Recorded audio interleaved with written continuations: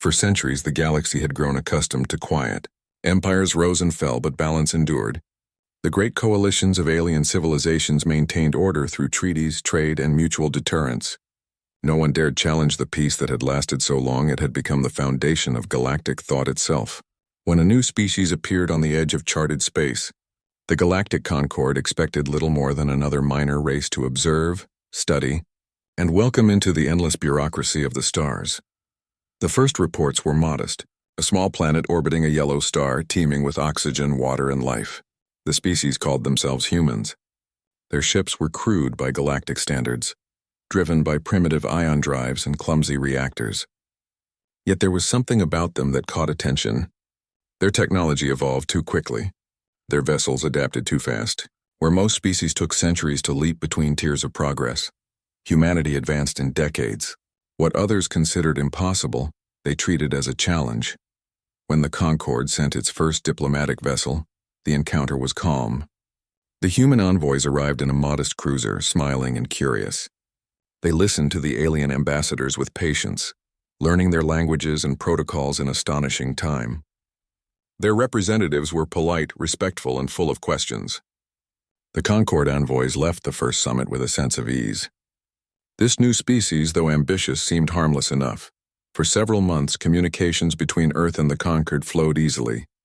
Agreements were signed, trade channels opened, and plans were made for a cultural exchange. The galaxy admired humanity's enthusiasm. They seemed to blend into the interstellar community effortlessly, learning faster than any newcomer before them. But beneath the surface of diplomacy, whispers began to stir. Scouts had observed movements at the edge of Terran space, fleets of human ships, vast in number, maneuvering in tight formation.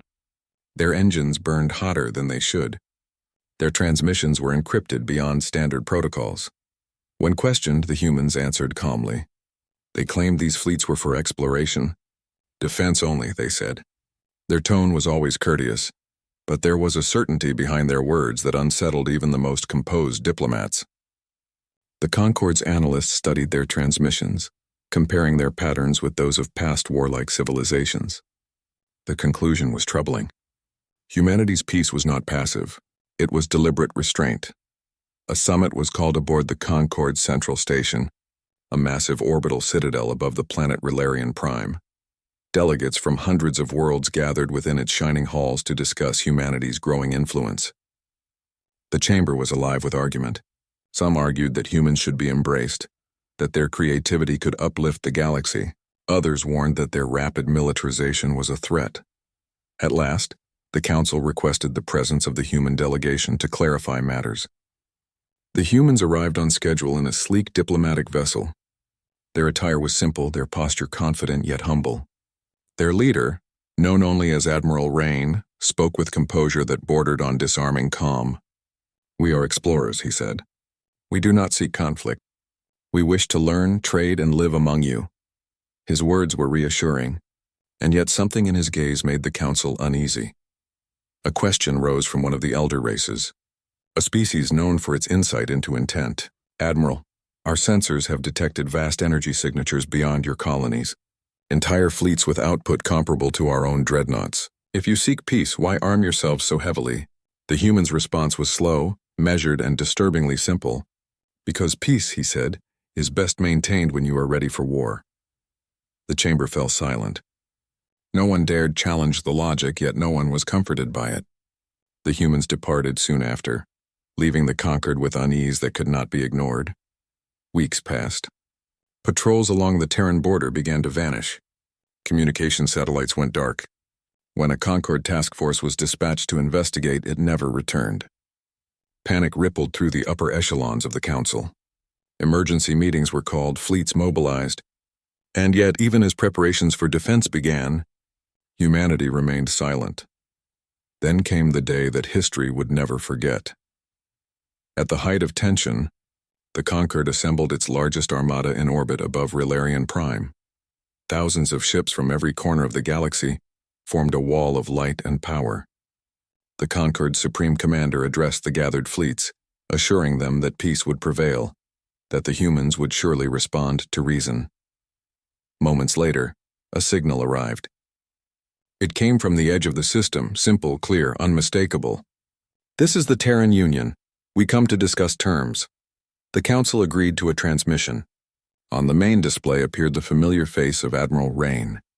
He spoke with that same calm tone as if nothing were amiss. "We have respected your space. We have honored your treaties. Yet your fleets patrol our borders and your probes enter our colonies. We ask that this cease." The Supreme Commander replied with authority. "Your fleets have violated neutral zones and destroyed conquered vessels. We demand an explanation." Rain's expression did not change. "You fired first." We responded. The council chamber erupted in outrage. Accusations filled the air, but the humans simply waited for silence. "We did not come to threaten, but we will not kneel." His transmission ended. Moments later, sensors across the system flared to life. Something vast was approaching, something beyond the scale of known construction. Concord scanners strained to process the readings.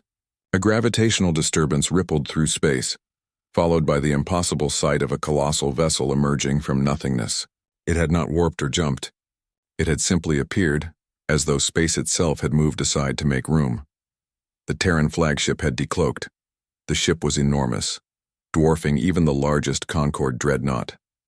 Its hull shimmered with layered metal unlike any known alloy. The surface was marked with deep lines that glowed faintly blue, pulsing like veins of light.